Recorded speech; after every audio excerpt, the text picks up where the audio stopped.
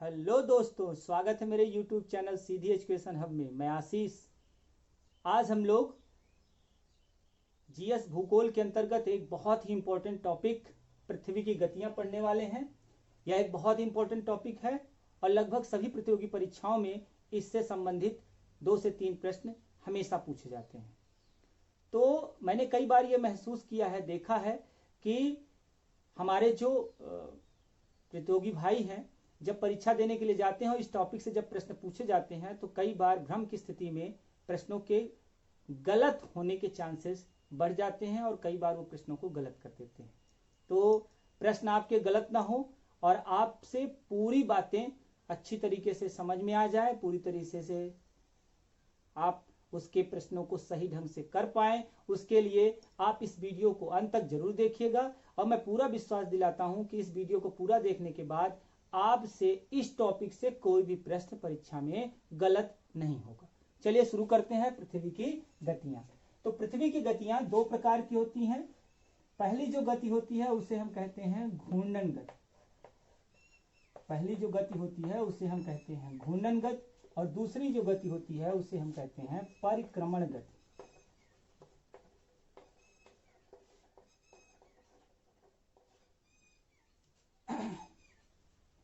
तो बारी बारी से हम दोनों का अध्ययन करेंगे। तो सबसे पहले हम लोग उठा लेते हैं घूर्णन गति और इसको जानते हैं। घूर्णन गति से तात्पर्य है पृथ्वी का अपने अक्ष पर चक्कर लगाना। आपने कभी लट्टू को देखा होगा कि लट्टू को जब आप घुमा देते हैं, ऐसे घुमा दिए तो किसी एक बिंदु पर वह बार बार गोलाकार घूमता रहता है। तो वो जो बार बार घूम रहा है अर्थात वो किसी एक अक्ष पर चक्कर लगा रहा है। जैसे इस ग्लोब में आप समझिए कि पृथ्वी ऐसे किसी एक बिंदु पर क्या कर रही है, बार बार चक्कर लगा रही है। तो इसे हम क्या बोलते हैं, पृथ्वी की घूर्णन गति। अब जैसे मान लीजिए भारत की स्थिति में इसको आप देखिए, ये भारत है और भारत की स्थिति में अगर ये यहां से चलते हुए अब पुनः इसी भारत के पास पहुंच गया है, या आप मान लीजिए कि आप अफ्रीका के पास चलिए और पुनः आप अफ्रीका के पास पहुंच गए, दक्षिण अफ्रीका के पास, तो ये जो एक चक्कर लगाया इसी को पृथ्वी की घूर्णन गति कहते हैं। तो पृथ्वी का अपने अक्ष पर बार बार घूमना, चक्कर लगाना ही पृथ्वी की घूर्णन गति कहलाती है। अब पृथ्वी की घूर्णन गति में लगभग 23 घंटे 56 मिनट और 4.09 सेकंड का समय लगता है, जिसे हम लोग 24 घंटे मान लेते हैं और इसे इसका घूर्णन काल कहते हैं। इसे इसका घूर्णन काल कहते हैं।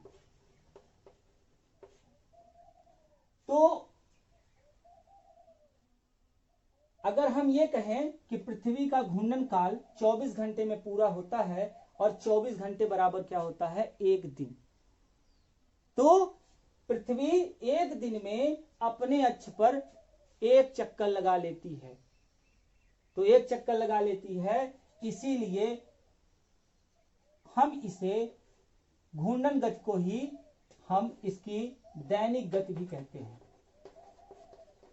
और एक बात और ध्यान रखिएगा मित्रों कि पृथ्वी की घूर्णन गति के कारण ही पृथ्वी पर दिन और रात होते हैं।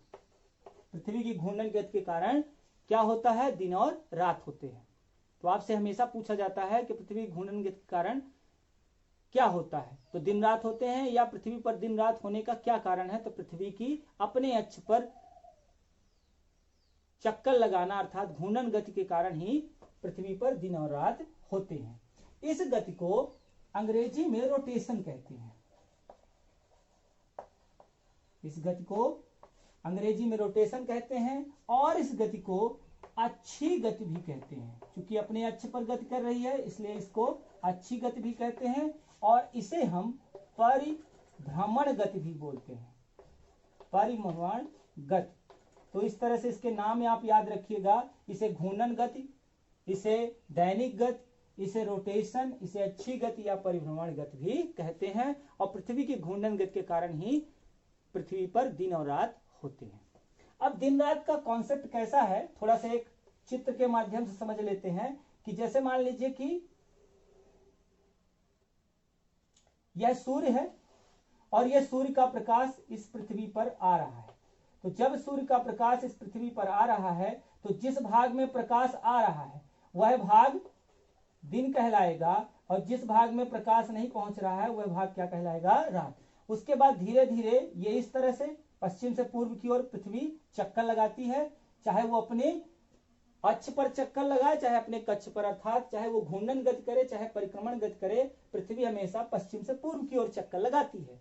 तो जब चक्कर लगाती है तो चक्कर लगाते समय जो भाग सूर्य के सामने आता जाता है वहां दिन होता जाता है, और जो भाग सूर्य के सामने नहीं रहता है उसके पीछे होता है उस भाग में रात हो जाती है। जैसे एक उदाहरण से आप समझिए कि अगर मैंने यहां पर प्रकाश डाला तो ये अगर मान लीजिए सूर्य है और प्रकाश जब डालेंगे तो जिस भाग में प्रकाश पहुंच रहा है उस भाग में दिन होगा, और जिस भाग में प्रकाश नहीं पहुंच रहा है उस भाग में रात होगा। जैसे आप किसी से बात कर रहे हैं तो बात करते समय आपके सामने तो पूरा हिस्सा वो देख पाएगा लेकिन आपके पीछे का हिस्सा नहीं देख पाएगा। तो ये आप समझिए कि आपको उसी तरह समझना है कि पृथ्वी का जो भाग सूर्य के सामने है उस भाग में दिन है, और जिस भाग में जो भाग नहीं दिखाई दे रहा है उस भाग में क्या है? रात। अब जैसे जैसे घूर्णन करती जा रही है पृथ्वी, घूर्णन करती जा रही है, तो जो भाग सूर्य के सामने आता जा रहा है वो उस भाग में लगभग दिन होते जा रहे हैं, और जो भाग में पीछे की तरफ चला गया है उस भाग में रात हो जाती है। तो पृथ्वी की घूर्णन गति के कारण ही पृथ्वी पर दिन और रात होते हैं। अब अगर ये कहें कि पृथ्वी की घूर्णन गति की गति क्या है, तो पृथ्वी की घूर्णन गति की जो गति है वो है आपकी 1670 किलोमीटर प्रति घंटा। पृथ्वी की जो घूर्णन गति है वो है आपकी 1670 किलोमीटर प्रति घंटा, अर्थात एक घंटे में पृथ्वी 1670 किलोमीटर घूम जाती है। तो ये थी पृथ्वी की घूर्णन गति, और पृथ्वी की घूर्णन गति को हम दैनिक गति, उसकी अच्छी गति, परिभ्रमण गति या रोटेशन कहते हैं। और उसके बाद पृथ्वी की घूर्णन गति के कारण ही दिन और रात होते हैं। इस बात को आप बिल्कुल याद रखिएगा।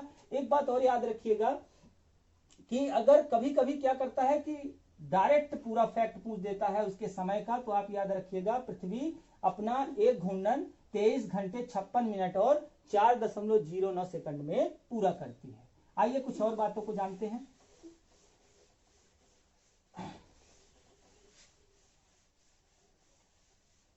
तो अगली जो बात है वो है आपका पृथ्वी का अक्षीय व कक्षीय झुकाव जानते हैं। पृथ्वी का अक्षीय व कक्षीय झुकाव जान लेते हैं। तो मान लीजिए ये पृथ्वी है, और पृथ्वी आपको पता ही है कि पृथ्वी अगर मान लीजिए कि पृथ्वी अगर ऐसी होती, अपने अक्ष पर नहीं झुकी होती, तो आपको यह समझना है कि जैसे मान लीजिए 0 अंश की देशांतर हो गई और 0 अंश की भूमध्य रेखा अक्षांश रेखा हो गई, तो यहां पर कोण कितने अंश का बनता? 90 अंश का। लेकिन पृथ्वी अपने अक्ष पर 23.5 अंश झुकी हुई है। 23.5 अंश झुकी हुई है, इसका मतलब यह हुआ कि यहां पर नॉर्थ पोल होगा यानी उत्तरी ध्रुव, और यहां पर क्या होगा? साउथ पोल यानी दक्षिणी ध्रुव। तो ये जो कोण बन रहा है, ये कोण इसका कहलाता है पृथ्वी का अक्षीय झुकाव। पृथ्वी का अक्षीय झुकाव कितने अंश का है? 23.5 अंश का। और 23.5 अंश आप 90 में घटा दीजिए, जो आया यानी ये वाला हिस्सा जो है ये है इसका पृथ्वी का कक्षीय झुकाव। तो पृथ्वी का कक्षीय झुकाव होता है 66.5 डिग्री, और पृथ्वी का अक्षीय झुकाव अपने अक्ष पर झुका होना हुआ 23.5 अंश। आप ग्लोब में देख लीजिए, ग्लोब में पृथ्वी देखिए झुकी हुई है, ऐसे देखिए झुकी हुई है, ये ऐसे नहीं है बिल्कुल, ये ऐसे झुकी हुई है। तो पृथ्वी अपने अक्ष पर कितने अंश झुकी हुई है? 23.5 अंश, यह इसका अक्षीय झुकाव कहलाता है। और पृथ्वी का अपने क्षैतिज तल पर, अपने कक्षीय तल, ये क्षैतिज तल या कक्षीय तल हो गया, तो ये अपने क्षैतिज तल पर कितने अंश झुकी हुई है? ये झुकी हुई है आपके 66.5 डिग्री। तो अगर आपसे पूछ दिया कि पृथ्वी का अक्षीय झुकाव कितना है, तो 23.5 अंश, और कक्षीय झुकाव अगर पूछ दिया तो 66.5 डिग्री उसका कक्षीय झुकाव है।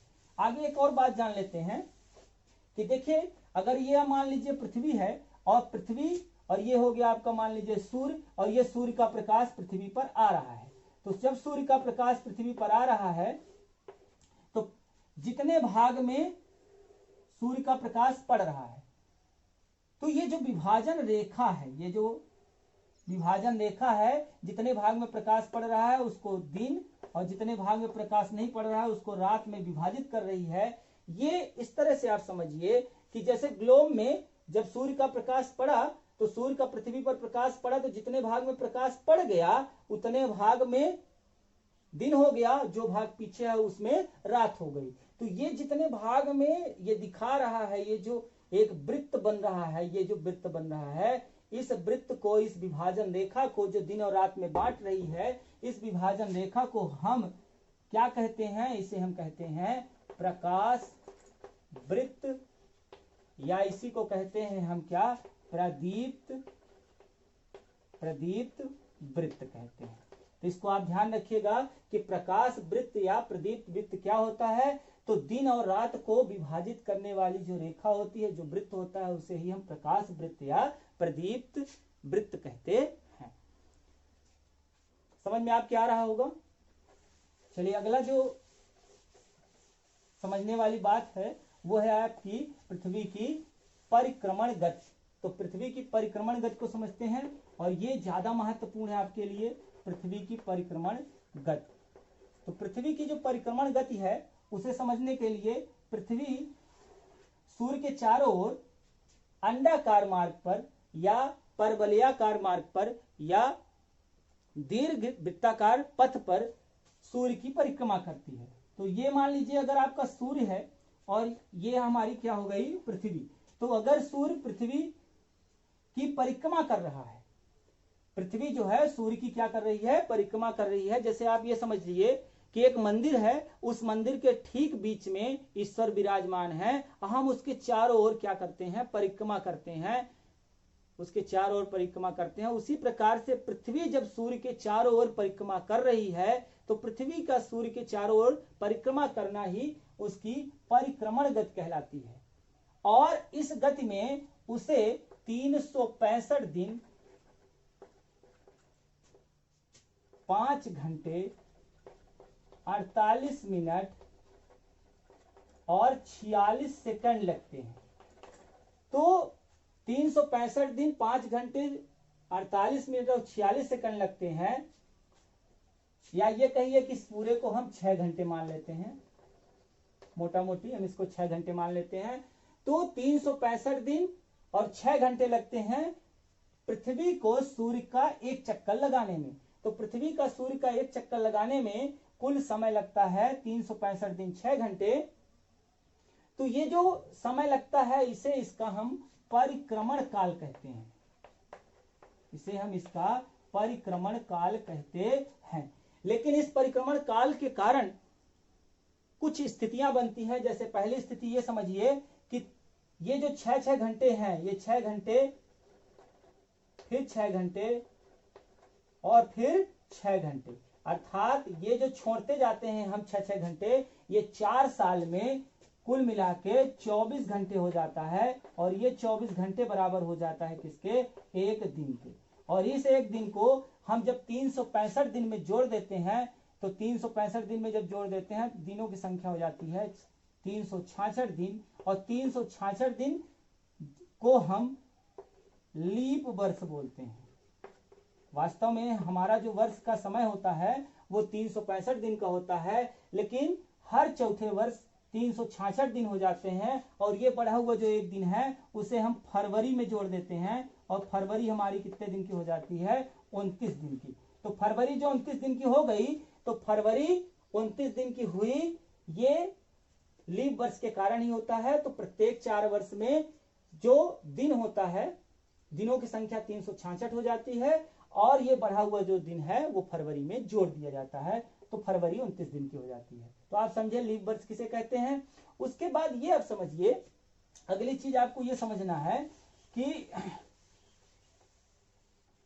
जब पृथ्वी सूर्य की परिक्रमा करती है तो इस दौरान क्या होता है कि पृथ्वी पृथ्वी जब सूर्य की परिक्रमा करती है तो ये होता है कि कभी पृथ्वी सूर्य के सबसे नजदीक हो जाती है और एक ऐसी स्थिति आती है जब पृथ्वी सूर्य के सबसे दूर हो जाती है। तो जब पृथ्वी सूर्य के सबसे नजदीक होती है, अर्थात ये दूरी जो सबसे नजदीक की दूरी है, तो ये हो जाएगी 14.70 करोड़ किलोमीटर। तो पृथ्वी की सूर्य से परिक्रमा करते समय सबसे नजदीक की जो दूरी है वो 14.70 करोड़ किलोमीटर है। इस घटना को हम उपसौर कहते हैं। उपसौर, इस घटना को हम उपसौर कहते हैं। अंग्रेजी में इसको बोलते हैं पेरीहेलियन बोलते हैं। और ये घटना होती है प्रत्येक वर्ष 3 जनवरी को। ये तारीख आप याद रखिएगा कि पृथ्वी का सूर्य की परिक्रमा करते समय जब पृथ्वी सूर्य के सबसे नजदीक पहुंच जाती है तो इस घटना को हम उपसौर कहते हैं। और यह घटना प्रत्येक वर्ष 3 जनवरी को होती है और इसे अंग्रेजी में हम क्या बोलते हैं? पेरीहेलियन। उसके बाद परिक्रमा करते समय जब पृथ्वी सूर्य से सबसे दूरी पर होती है तो वो दूरी होती है 15.21 करोड़ किलोमीटर। और ये जो दूरी है, इस दूरी को, इस घटना को हम कहते हैं अपसौर। और ये जो अपसौर की घटना होती है, यह अपसौर की घटना होती है 4 जुलाई को होती है प्रत्येक वर्ष। जब इसको हिंदी में, अंग्रेजी में बोलते हैं अपहीलियन। इसके हिंदी और अंग्रेजी दोनों के नाम याद रखिएगा कि पृथ्वी जब सूर्य की परिक्रमा करते समय सूर्य के सबसे नजदीक होती है तो उस घटना को हम उपसौर कहते हैं, पेरीहेलियन कहते हैं। और यह घटना 3 जनवरी को होती है। और जब पृथ्वी सूर्य की परिक्रमा करते समय उससे सबसे दूरी पर होती है तो उस घटना को हम अपसौर कहते हैं। और यह घटना कितने तारीख को होती है? 4 जुलाई को। तो इस तरह से ये घटनाएं हो गई। अब अगर आपसे ये पूछे कि पृथ्वी की सूर्य से औसत दूरी कितनी है, तो आप इन दोनों को जोड़कर और भाग दे दीजिए 2 का, तो औसत दूरी निकल आएगी। वास्तव में पृथ्वी की सूर्य से औसत दूरी है 14 करोड़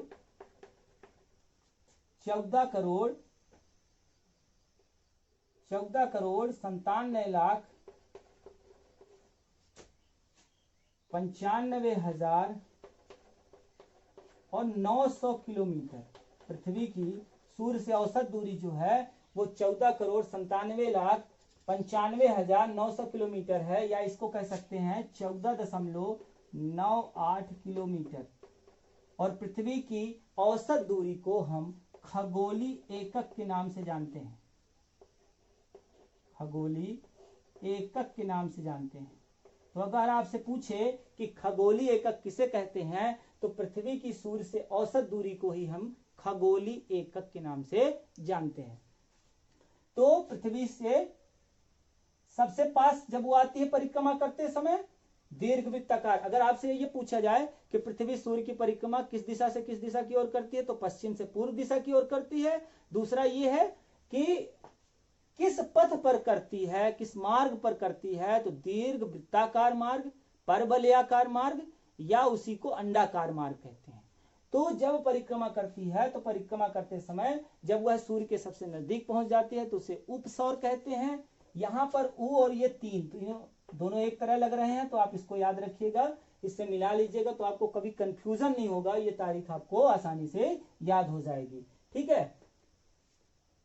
और 4 जुलाई को कौन सी घटना होती है अपसौर की? जब सूर्य और पृथ्वी एक दूसरे से सबसे अधिक दूरी पर होते हैं। तो ये घटना को आप अच्छे से याद रखिएगा, ये बहुत इंपॉर्टेंट है। तो पृथ्वी का परिक्रमण काल अगर आपसे फैक्ट पूरा डाटा पूछेगा तो आप उसको अलग से बताएंगे कि 365 दिन 5 घंटे 48 मिनट और 46 सेकंड। अब आगे परिक्रमण गति के कारण, परिक्रमण गति में 1 वर्ष का समय लगता है, इसीलिए इस गति को हम वार्षिक गति भी कहते हैं।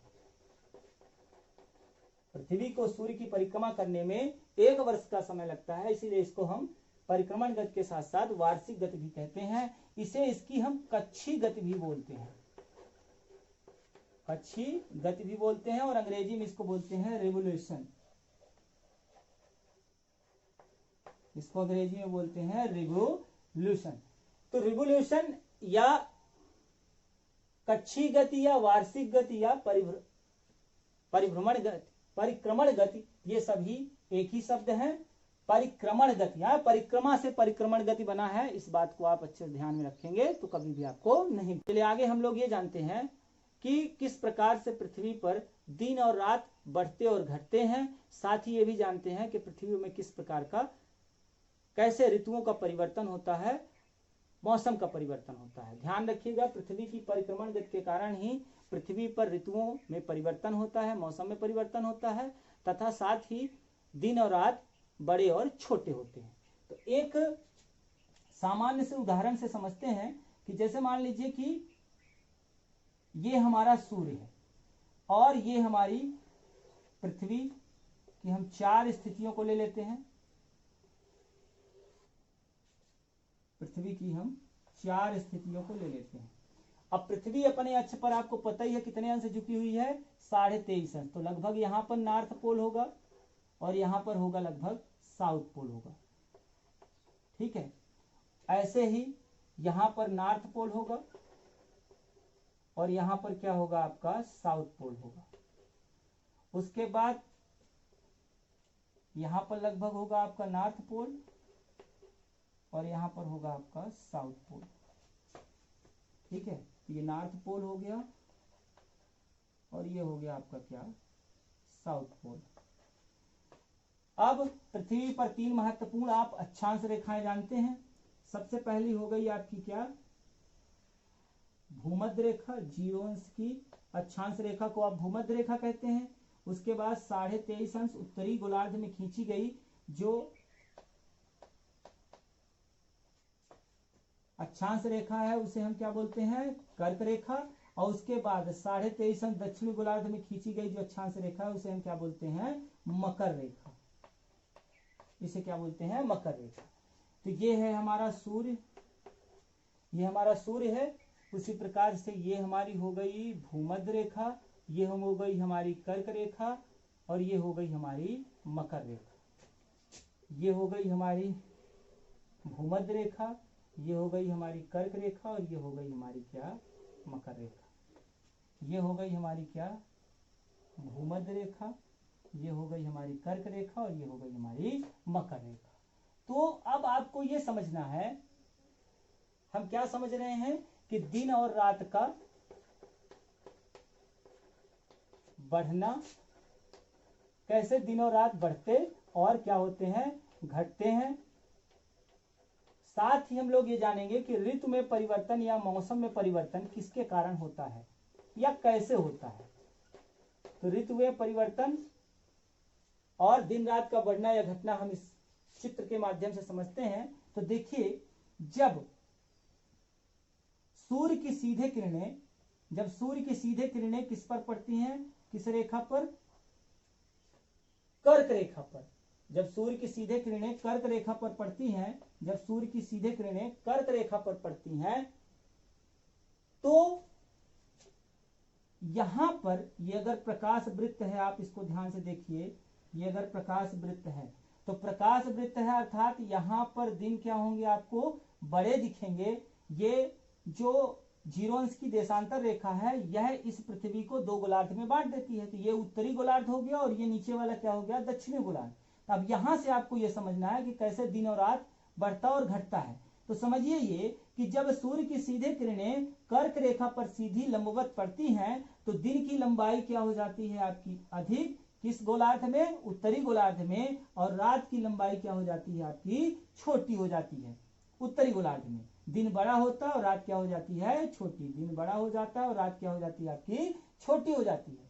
उसी प्रकार से जब दक्षिणी गोलार्ध की बात करें तो दक्षिणी गोलार्ध में दिन क्या हो जाता है, आपको ये लंबाई आपको दिख रही है छोटी और ये क्या दिख रही है, बड़ी दिख रही है। इसका मतलब ये हुआ कि जब कर्क रेखा पर सूर्य की लंबवत किरणें पड़ती हैं, सीधी किरणें पड़ती हैं, तो दिन लंबा होता है और रातें जो होती हैं वो क्या होती हैं, उत्तरी गोलार्ध में छोटी, लेकिन दक्षिणी गोलार्ध में रातें बड़ी होती हैं और दिन क्या होता है, छोटा होता है।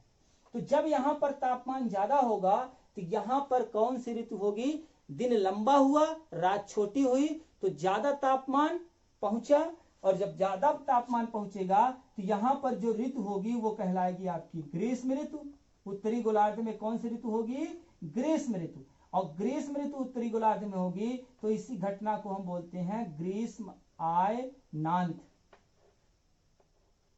और ये घटना होती है कितने तारीख को? 21 जून को।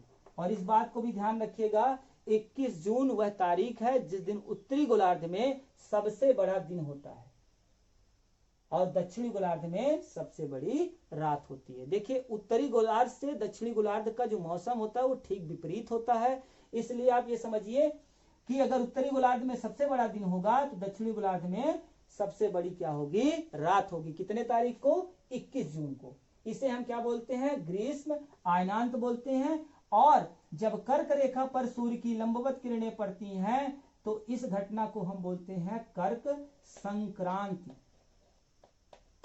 इस घटना को हम बोलते हैं कर्क संक्रांति। तो कर्क संक्रांति कितने तारीख को पड़ता है? 21 जून को, जब सूर्य की लंबवत किरणें किस पर पड़ती हैं? कर्क रेखा पर। इसी प्रकार से जब सूर्य की लंबवत किरणें मकर रेखा पर पड़ती हैं, जब सूर्य की लंबवत किरणें मकर रेखा पर पड़ती हैं तो यहां पर जो संक्रांति होती है उसे बोलते हैं हम क्या? मकर संक्रांति। और ये मकर संक्रांति आपकी 22 दिसंबर को होती है। ये मकर संक्रांति 22 दिसंबर को होती है। इसे हम शीत आयनांत के नाम से भी जानते हैं। शीत आयनांत, इसे हम शीत आयनांत के नाम से भी जानते हैं। तो जब सूर्य की लंबवत किरणें मकर रेखा पर पड़ती हैं तो उसे हम मकर संक्रांति कहते हैं या शीत आयनांत कहते हैं। और यह तारीख होती है 22 दिसंबर। और अगर ये हमारा प्रकाश वृत्त है तो आप ध्यान से देखिए, यहां पर मकर रेखा पर आपको सबसे बड़ा दिन दिख रहा है और आप देखिए इसके इस तरफ सबसे छोटी आपको क्या दिख रही है? रात दिख रही है। ठीक है। उसी प्रकार से अगर आप कर्क रेखा को, ये कर्क रेखा है, तो इसमें आप देखिए सबसे लंबी आपको क्या दिख रही है? रात। और सबसे छोटा क्या दिख रहा है? दिन। तो अगर आपसे ये पूछा जाए कि जब मकर रेखा पर सूर्य की सीधे किरणें पड़ती हैं तो उस समय दक्षिणी गोलार्ध में सबसे बड़ा क्या होता है? दिन होता है। और उत्तरी गोलार्ध में सबसे लंबी क्या होती हैं? रातें होती हैं। ठीक है। तो 22 दिसंबर को दक्षिणी गोलार्ध में सबसे बड़ा दिन होता है और उत्तरी गोलार्ध में सबसे बड़ी रात होती है। अब उसके बाद दो स्थितियां और हैं कि जब सूर्य की सीधे किरणें विषुवत रेखा पर पड़ती हैं तो इस घटना को हम विषुव बोलते हैं। डायरेक्ट उठा के प्रश्न पूछ देता है कि विषुव किसे कहते हैं? तो जब सूर्य की लंबवत किरणें भूमध्य रेखा पर या विषुवत रेखा पर सीधी पड़ती हैं तो उस घटना को हम विषुव कहते हैं। और यह घटना पड़ती है 21 मार्च और 23 सितंबर। ये दो बार घटना होती है जब सूर्य की लंबवत किरणें विषुवत रेखा पर लंबवत पड़ती हैं। तो ये एक तारीख होती है 21 मार्च और दूसरी तारीख होती है 23 सितंबर। तो जब 21 मार्च को सूर्य की लंबवत किरणें विषुवत रेखा पर पड़ती हैं तो दोनों ही गोलार्धों में 12 घंटे का दिन और 12 घंटे की क्या होती है? रात होती है। और इस समय का जो मौसम होता है, वो मौसम ना तो ठंडा होता है ना तो गर्म होता है। और इस 21 मार्च के विषुव को हम कहते हैं